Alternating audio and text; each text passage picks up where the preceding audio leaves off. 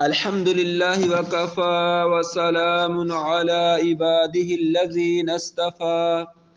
آج ہم اللہ تعالیٰ کی توفیق سے 19ویں پارے کے اہم مضامین کا مطالعہ کریں گے۔ 19ویں پارے کا آغاز سورۃ الفرقان کی آیت نمبر 21 سے ہوتا ہے۔ اللہ رب العالمین فرماتے ہیں اعوذ باللہ السمیع العلیم من الشیطان الرجیم من ہمزہ ونفخہ ونفثہ، بسم اللہ الرحمن الرحیم۔ وقال الذين لا يرجون لقاءنا لولا أنزل علينا الملائكة أو نرى ربنا لقد استكبروا في أنفسهم وعتوا عتوا كبيرا۔ اللہ رب العالمین فرماتے ہیں وہ لوگ جو ہماری ملاقات کی امید نہیں رکھتے، یعنی آخرت پر ایمان نہیں رکھتے، وہ کیا کہتے ہیں کہ اس کے ساتھ فرشتے کیوں نہیں اتارے گئے، یا وہ کہتے ہیں کہ ہم خود رب کو کیوں نہیں دیکھ سکتے۔ تو وہ تکبر کے اندر اتنا زیادہ بڑھ چکے ہیں کہ بہت زیادہ سرکش ہو چکے ہیں۔ تو اس طرح کے مختلف مطالبات جو ہے وہ اللہ تعالیٰ کے نبیوں سے لوگ کرتے رہے۔ کافر لوگ جو تھے وہ ایمان لانے کا نہ لانے کے جو بہانے تھے، ان میں سے بہانہ یہ بھی تھا کہ تم یہ کیوں نہیں کرتے، تم وہ کیوں نہیں کرتے، تم رب کو ہمارے سامنے کیوں لاتے، فرشتوں کو کیوں نہیں لاتے۔ تو اس طرح کے یعنی کہ بہانے بناتے تھے۔ تو اللہ تعالیٰ نے اس کا بہت اچھا جواب دیا کہ جب فرشتے آ جائیں گے تو پھر ان جو ہے وہ مجرموں کو کوئی مہلت نہیں دی جائے گی۔ آگے اسی صورت میں جو ہے وہ آیت نمبر 30 میں اللہ رب العالمین فرماتے ہیں وقال الرسول یا رب ان قوم اتخذوا هذا القرآن مہجورا، اور رسول صلی اللہ علیہ وسلم قیامت کے دن کہیں گے یا ربی، یا میرے رب، ان قومی، بے شک میری قوم نے، اتخذوا پکڑ لیا تھا، هذا القرآن، اس قرآن کو، مہجورا، اس کو بند کر کے رکھ دیا تھا، اس پر غور و فکر نہیں کرتے تھے، اس پر عمل نہیں کرتے تھے، اس کو چھوڑ رکھا تھا۔ تو اگر ہم جو ہے وہ قرآن پاک کو سیکھیں گے، سمجھیں گے، عمل کریں گے تو ہم جو ہے وہ ہماری شکایت نہیں لگے گی۔ اگر ہم جو ہے وہ قرآن کریم کو نہیں سیکھیں گے، نہیں سمجھیں گے، اس پر عمل نہیں کریں گے تو قیامت کے دن رسول بھی ہماری شکایت کریں گے اللہ کے سامنے، ٹھیک ہے نا۔ اللہ تعالیٰ ہمیں اس سے محفوظ رکھیں۔ تو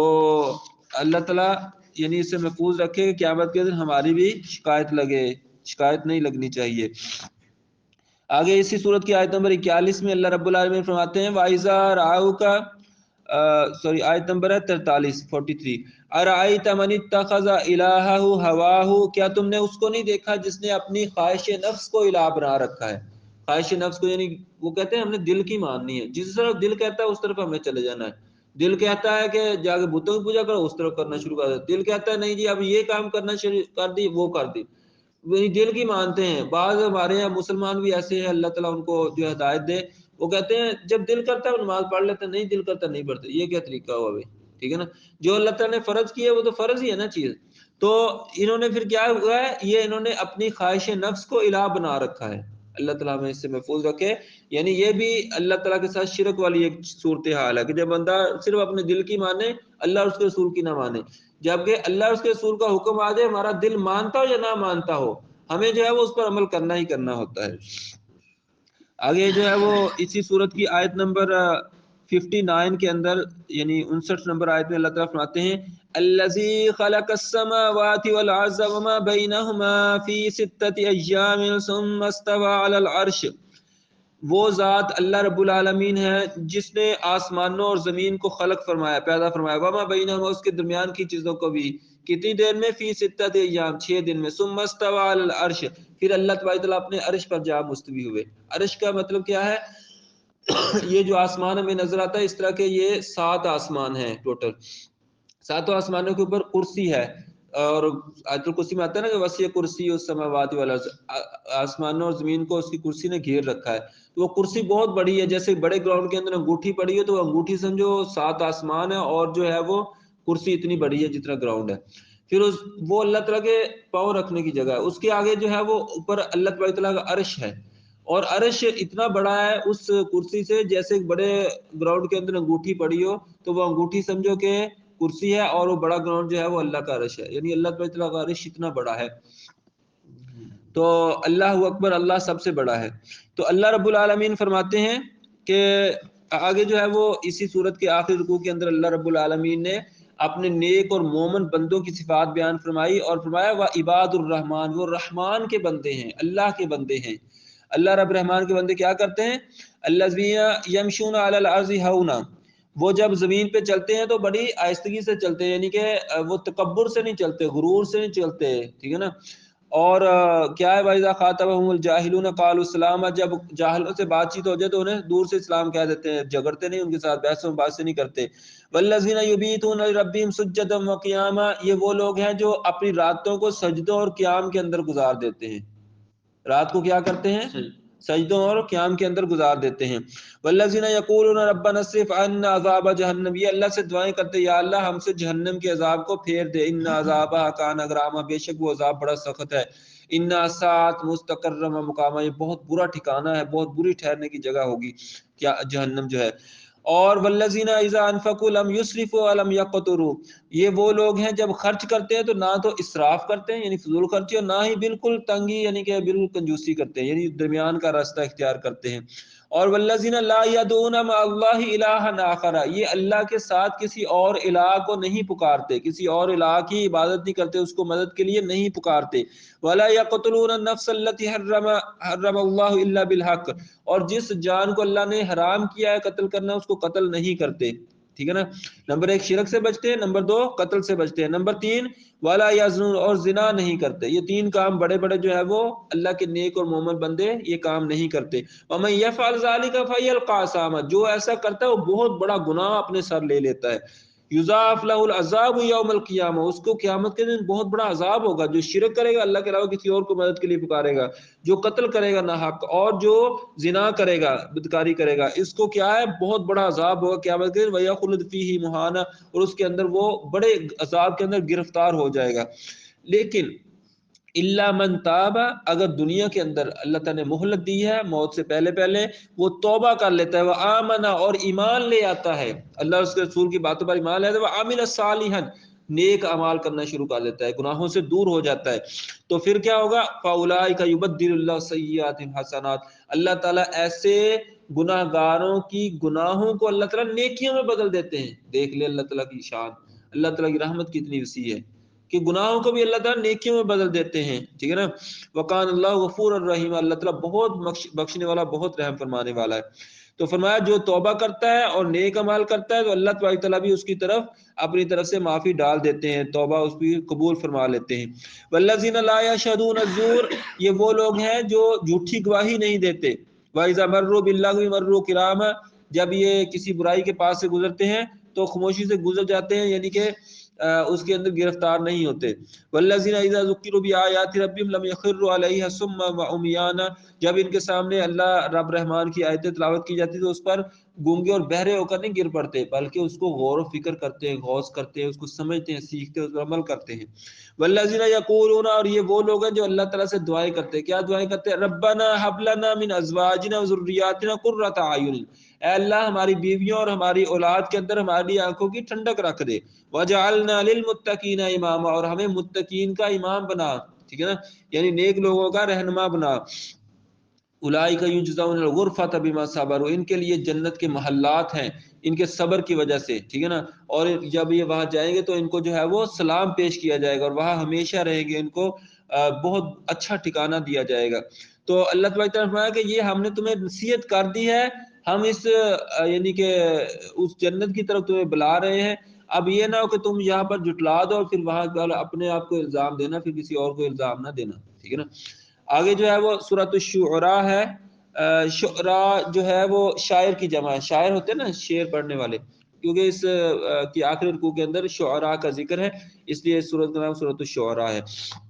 تو اس میں اللہ رب العالمین نے آیت نمبر 2 میں ارشاد فرمایا لعلک باقی، آیت نمبر 3 لعلک باقی نفسک الا یکونوا مؤمنین، کیا آپ صلی اللہ علیہ وسلم اپنی جان کو اس بات پر کھپا دیں گے کہ لوگ ایمان کیوں نہیں لاتے؟ یعنی آپ صلی اللہ علیہ وسلم کی اتنی زیادہ کوشش تھی، لگن تھی، دلی خواہش تھی کہ سب لوگ ایمان لے آئیں، سب لوگ جہنم سے بچ جائیں۔ ایک حدیث کے اندر آتا ہے اللہ کے نبی صلی اللہ علیہ وسلم نے فرمایا میری مثال ایسے ہے جیسے کسی شخص نے آگ جلائی تو پتنگے وغیرہ وہ آتے ہیں نا ادھر، وہ چمکڑ وغیرہ، وہ پتنگے آ کر اس کے اندر گرنے لگ پڑے، جو گرے گا وہ جل جائے گا، مر جائے گا، تو وہ پکڑ کر اس کو پیچھے کر رہا ہے شخص۔ تو آپ صلی اللہ علیہ وسلم میری مثال بھی ایسے ہی ہے کہ جہنم کی آگ جل رہی ہے، لوگ جہنم کی طرف کود رہے ہیں اور میں ان کو پکڑ پیچھے کر رہا ہوں، ٹھیک ہے نا۔ آپ صلی اللہ علیہ وسلم کی دلی خواہش تھی کہ سب لوگ ایمان لے آئیں، تو اللہ تبارک تعالیٰ نے فرمایا کیا آپ اس بات پر اپنی جان کو کھپا دیں گے کہ لوگ مومن کیوں نہیں ہوتے، ایمان کیوں نہیں لے کے آتے؟ یعنی آپ صلی اللہ علیہ وسلم کا کام صرف پہنچا دینا ہے، آگے ہدایت اللہ تعالیٰ کے ذمہ ہے۔ تو آپ صلی اللہ علیہ وسلم اتنی زیادہ فکر نہ کریں، اس فکر کے اندر جو ہے آپ جو ہے نا اپنی جان کو کھپانے کی کوشش نہ کریں۔ تو آگے جو ہے وہ اللہ رب العالمین نے کچھ واقعات بیان فرمائے نبی صلی اللہ علیہ وسلم کی تسلی کے لیے اور مومنوں کو سمجھانے کے لیے اور کافروں کو عبرت دلانے کے لیے، کہ آگے موسیٰ علیہ السلام کا واقعہ ہے کہ انہوں نے کیسے فرعونیوں کو دعوت دی، 3 رکوع کے اندر ان کا واقعہ ہے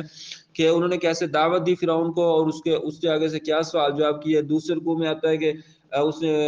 وہ مختلف جادوگروں سے ان کا مقابلہ کروایا، وہ جادوگر بھی ایمان لے آئے۔ پھر تیسرے کے اندر آتا ہے کہ کیسے موسیٰ علیہ السلام اپنے ساتھیوں کو لے کر جو ہے وہ نکلے اور سمندر پار کر کے چلے گئے اور فرعونی کیسے غرق ہو گئے۔ اس کے بعد اگلے رکوع کے اندر جو ہے وہ 5ویں رکوع میں اللہ تبارک تعالیٰ نے سیدنا ابراہیم علیہ السلام کا واقعہ بیان فرمایا ہے کہ انہوں نے کیسے اپنی قوم کو اور اپنے باپ کو دعوت دی اور انہوں نے ان کے سامنے کیا کہا۔ یہ آیت نمبر 68 بنتی ہے، الذی خلقنی فہو یہدین، وہی ذات ہے اللہ تبارک تعالیٰ جس نے مجھے پیدا فرمایا اور مجھے ہدایت دی، والذی هو یطعمنی ویسقین، وہی ذات ہے جو مجھے کھلاتا ہے جو پلاتا ہے، وَإِذَا مَرِضْتُ فَهُوَ يَشْفِينِ، جب میں بیمار ہوتا ہوں تو کون مجھے شفا دیتا ہے؟ اللہ تعالیٰ شفا دیتا ہے، وَالَّذِي يُمِيتُنِي ثُمَّ يُحْيِينِ، وہی ذات ہے جو مجھے مارے گا پھر دوبارہ قیامت کے دن زندہ کرے گا، وَالَّذِي أَطْعَمَهُ أَن يَغْفِرَ لِي خَطِيئَتِي يَوْمَ الدِّينِ، اور مجھے بڑی امید ہے کہ وہ رب میری خطاؤں کو معاف فرما دے گا قیامت کے دن اور جو ہے وہ مجھے نیک لوگوں میں شامل فرما دے گا۔ تو ہمیں بھی یہ دعا یاد کرنی چاہیے اور پڑھنی چاہیے اور جو ہے لوگوں کے سامنے بیان کرنی چاہیے۔ پھر اس کے بعد جو ہے وہ آگے حضرت نوح علیہ السلام کا واقعہ آگے 6 رکوع کے اندر آتا ہے کہ انہوں نے کیسے اپنی قوم کو دعوت دی، قوم نے نہیں مانا تو کیسے جو ہے وہ اللہ تعالیٰ نے کشتی بنانے کا حکم دیا اور کیسے اللہ تعالیٰ نے کشتی والوں کو نجات دی، ثم اغرقنا بعد الباقین، جو باقی رہ گئے ان سب کو غرق فرما دیا۔ اور اس کے بعد آگے جو ہے اگلے رکوع میں 7ویں رکوع میں اللہ تعالیٰ نے قوم عاد کا ذکر فرمایا کہ قوم عاد کی طرف اللہ تعالیٰ نے ان کے بھائی حضرت ہود علیہ السلام کو نبی اور رسول بنا کر بھیجا، انہوں نے بڑے اچھے انداز کے اندر بڑے پیار سے ان کو دعوت دی لیکن وہ لوگ نہیں مانے، آخر ان پر بھی عذاب آ گیا اور جو ہے وہ فَكَذَّبُوهُ فَأَهْلَكْنَاهُمْ، انہوں نے جھٹلایا تو اللہ تعالیٰ نے ان سب کو ہلاک کر دیا۔ تو اس کے اندر بھی مومنوں کے لیے بہت بڑی نشانی ہے۔ پھر اس کے بعد آگے قوم سمود کا ذکر آتا ہے کہ انہوں نے بھی اپنے رسولوں کو جھٹلایا اور ان کی طرف اللہ تعالیٰ نے اپنے پیارے نبی سیدنا صالح علیہ السلام کو بھیجا تھا، انہوں نے بھی بڑے اچھے انداز میں دعوت دی، ان کے سامنے جو ہے وہ معجزہ بھی پیش کیا، اونٹنی جو ہے وہ پہاڑ میں سے پتھر میں سے نکال کے جو ہے وہ ان کے سامنے پیش کی، لیکن جو ہے وہ لوگ نہیں مانے، آخر ان کو بھی عذاب نے آ پکڑا، فَأَخَذَهُمُ الْعَذَابُ، ان کو بھی بہت بڑے عذاب نے آ پکڑا۔ اور پھر آگے جو ہے وہ اس کے اگلے رکوع میں 9ویں رکوع میں اللہ تعالیٰ نے سیدنا لوط علیہ السلام کا واقعہ بیان فرمایا کہ ان کی قوم جو ہے وہ ایک عجیب برائی کرتی تھی کہ وہ مرد ہی مردوں کے ساتھ یعنی کہ بدفعلی کرتے تھے، تو اللہ تعالیٰ کے نبی حضرت لوط علیہ السلام نے ان کو بڑا سمجھایا لیکن وہ نہ مانے اور الٹا حضرت لوط علیہ السلام کو دھمکی دی کہ تمہیں نکال دیں گے یا تمہیں جو ہے وہ اذیت دیں گے، تو اللہ تعالیٰ نے ان سب کو تباہ کر دیا، ثم دمرنا الآخرین، اللہ تعالیٰ نے ان سب کو جو ہے وہ تباہ کر دیا۔ تو اس کے بعد آگے اس سے اگلے رکوع میں 10ویں رکوع میں اللہ تعالیٰ نے سیدنا شعیب علیہ السلام کا واقعہ بیان فرمایا کہ انہوں نے اللہ تعالیٰ نے اصحاب الایکہ کی طرف بھیجا تھا، ایکا کوئی بت کا نام تھا اور اس کے جو ماننے والے تھے اصحاب الایکہ، اس کی طرف بھیجا تو اللہ تعالیٰ نے ان کو اللہ کے نبی سیدنا شعیب علیہ السلام نے انہیں بڑے اچھے انداز میں دعوت دی کہ شرک سے بچ جاؤ اور جو ہے وہ ماپ تول میں جو کمی بیشی کرتے اس سے محفوظ ہو جاؤ، بچ جاؤ، لیکن وہ نہیں مانے۔ پھر کیا ہوا، ان پر عذاب آیا، عذاب یوم ذلہ، ایک بہت بڑے سائبان کے دن کا عذاب آیا، انہ کان عذاب یوم عظیم، یہ بہت بڑے عذاب تھا، تو وہ عذاب ان پر آ گیا، تو یہ قوم بھی تباہ ہوئی۔ تو اس طرح اللہ تعالیٰ نے یہ قومیں جو تباہ ہوئی ان کا ذکر فرما کر آگے جو ہے وہ ہمیں سمجھایا ہے۔ یہ آیت نمبر دیکھیے 213 نمبر آیت ہے، وہاں اللہ تعالیٰ فرماتے ہیں فَلَا تَدْعُوا مَعَ اللَّهِ إِلَٰهًا آخَرَ فَتَكُونَ مِنَ الْمُعَذَّبِينَ، اللہ تعالیٰ کے ساتھ کسی اور کو نہ پکارو، کسی اور کو مدد کے لیے نہ کرو، کسی اور کی عبادت نہ کرو کسی دوسرے الہ کی، فتکون من المعذبین، اگر تم ایسا کرو گے تو تم عذاب دیے جانے والوں میں شامل ہو جاؤ گے۔ عذاب تب آتا ہے جب اللہ کے ساتھ کسی کو شریک ٹھہرایا جاتا ہے، عذاب تب آتا ہے جب اللہ تعالیٰ کے نبیوں پر ایمان نہیں لایا جاتا، ان کو جھٹلایا جاتا ہے، ٹھیک ہے نا، جب اللہ اور اس کے رسول کی تعلیمات پر عمل نہیں کیا جاتا، دنیا کے اندر بھی عذاب آتا ہے، آخرت بھی تباہ ہو جاتی ہے۔ تو اللہ تبارک تعالیٰ ہمیں اپنی اور اپنے رسول صلی اللہ علیہ وسلم کی اطاعت اور فرمانبرداری کرنے کی توفیق عطا فرمائے۔ تو میں نے بتایا تھا یہ سورۃ الشعراء ہے، اس کے اندر شعراء کا ذکر آتا ہے آیت نمبر 224 میں، وہاں اللہ تبارک تعالیٰ فرماتے ہیں وَالشُّعَرَاءُ يَتَّبِعُهُمُ الْغَاوُونَ، شاعروں کی پیروی وہ لوگ کرتے ہیں جو گمراہ ہوتے ہیں، گمراہ لوگ جو ہیں وہ شاعروں کی پیروی کرتے ہیں، شاعروں کے پیچھے نہیں چلنا چاہیے۔ کیوں؟ الم تر انہم فی کل واد یہیمون، یہ ہر وادی کے اندر سر مارتے پھر رہے ہوتے ہیں، ہر چیز پر، ہر ٹاپک کو ٹاپک ڈھونڈ رہے ہوتے ہیں، اس پر جو ہے وہ ہم شعر لکھتے ہیں، اس پر شعر لکھتے ہیں، ٹھیک ہے نا، تو یہ شعر گوئی کرتے رہتے ہیں۔ یہ شعر گوئی کوئی اچھی چیز نہیں ہے، بلکہ ایک حدیث کے اندر آتا ہے اللہ کے نبی صلی اللہ علیہ وسلم نے فرمایا کوئی اپنے پیٹ کو شعروں سے بھر لے، یعنی کہ شعر یاد کر لے، اس سے بہتر ہے کہ اس کا پیٹ ذرا پیپ سے بھر جائے، ٹھیک ہے نا۔ تو یہ کوئی اچھی چیز نہیں شعروں کو اتنا یاد کرنا اور شعروں کی طرف پڑھ لینا۔ لوگ بڑے شعر و شاعری کے اندر،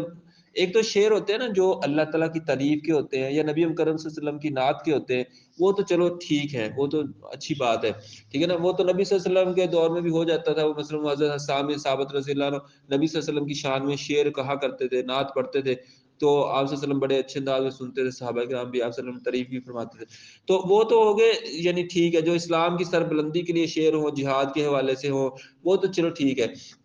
لیکن جو ہے یہ جو عاشقی مشوقی والے شعر ہیں یہ سارے منع ہے، یہ جائز نہیں ہے۔ لوگ تو اتنا شاعروں کے پیچھے لگ جاتے ہیں نا، اس کی شاعری کو اتنا دل سوز ہو کر سنتے ہیں، اور پھر یہ خاص طور پر وہ شاعری جو گانے باجے کے ساتھ ہوتی ہے، جسے ہم گانا کہتے ہیں، یہ گانے بھی ایک شعر ہی ہوتے ہیں نا،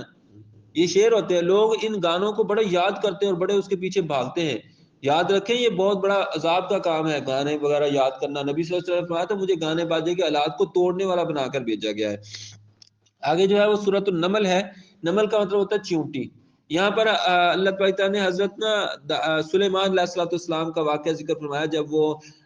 چل رہے تھے اپنے فوج کے ساتھ، تو آگے جو ہے وہ چیونٹیوں کی ایک فوج، چیونٹی یعنی چل پھر رہی تھی، تو چیونٹیوں کی ملکہ نے کہا باقی چیونٹیوں سے کہ تم جو ہے نا وہ اپنی بلوں کے اندر چھپ جاؤ، ادھر سے سلیمان علیہ السلام آ رہے ہیں، کہیں یہ نہ ہو کہ تمہیں وہ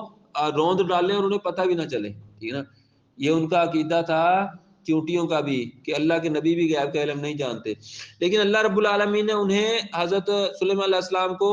معجزانہ طور پر ان کی آواز سنوا دی۔ ویسے چیونٹی کی آواز سننا ممکن نہیں ہے، آج سائنس اتنی ترقی کر رہی ہے ابھی تک چیونٹی کی آواز نہیں سن پاتی۔ اللہ تعالیٰ چاہیں تو جس کی مرضی سنوا سکتے ہیں، تو اللہ تعالیٰ نے ان کی آواز ان کو سنوا دی اتنے کلومیٹر دور سے،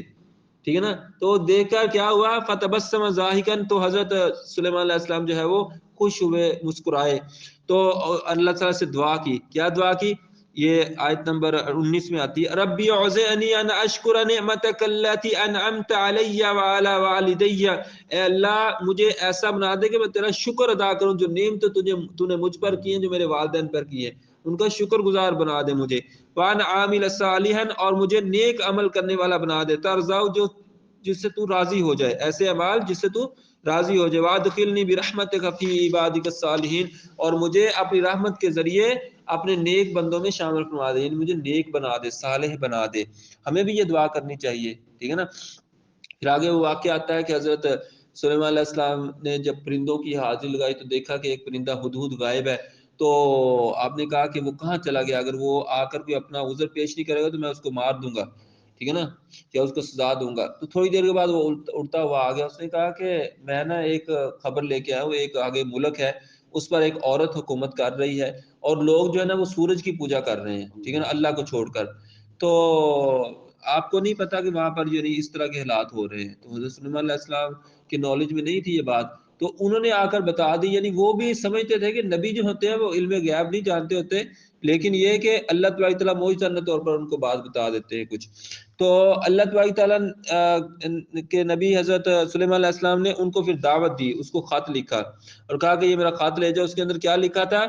انہ من سلیمان و انہ بسم اللہ الرحمن الرحیم، چھوٹا سا خط تھا کہ یہ سلیمان علیہ السلام کی طرف سے اور اللہ کے نام کے ساتھ جو بڑا مہربان نہایت رحم کرنے والا ہے۔ تو یہ خط اس کے پاس گیا، وہ آگے واقعہ آتا ہے کیسے وہ پھر اس نے جو ہے وہ تحائف بھیجے، انہوں نے قبول نہیں کیے، پھر وہ جو ہے وہ خود آئی تو انہوں نے جو ہے وہ اس کا عرش پہلے سے، اس کا جو تخت تھا پہلے سے منگوا کے اس کو جو ہے وہ چینجنگ کر کے وہاں رکھ لیا، اور پھر وہ بعد میں مسلمان ہوگی، وہ سارا واقعہ یہاں پر ذکر ہے۔ تو اس پارے کی آخری آیت دیکھیں، 19ویں پارے کی آخری آیت میں وہاں اللہ تعالیٰ طرف آتے ہیں، قل الحمد للہ، کہہ دیجئے تمام تعریفیں اللہ کے لیے ہیں، وسلام علی عبادہ الذین اصطفیٰ، اور سلامتی ہو، سلام ہو ان بندوں پر جن کو اللہ تعالیٰ نے چن لیا۔ چنے ہوئے بندے کون سے ہوتے ہیں؟ اللہ تعالیٰ کے نبی۔ اللہ تعالیٰ نے نبیوں کو چن لیا نا، عام بندے تو ہم عام سارے انسان ہیں، لیکن انبیاء علیہ السلام اللہ تعالیٰ کے خاص بندے ہوتے ہیں، چنے ہوئے چنیدہ لوگ ہوتے ہیں، ٹھیک ہے نا۔ تو اللہ تعالیٰ جن لوگوں کو چن لیا، جن اپنے بندوں کو چن لیا، یعنی انبیاء علیہ السلام، ان پر سلامتی ہو، ان پر ہم سلام بھیجتے ہیں، یہ سارے نبیوں پر سلام ہو جاتا ہے جب یہ آیت ہم پڑھتے ہیں نا، الحمدللہ وکفی وسلام علی عبادہ الذین اصطفیٰ، ٹھیک ہے نا، تو اس طرح سارے نبیوں پر سلامتی پہنچ جاتی ہے۔ تو اللہ رب العالمین سے دعا ہے اللہ تعالیٰ ہمیں کتاب و سنت کو سیکھنے، سمجھنے، عمل کرنے اور دوسروں تک پہنچانے کی توفیق عطا فرمائے۔ سبحانک اللہم و بحمدک، اشہد ان لا الہ الا انت، استغفرک و اتوب الیک۔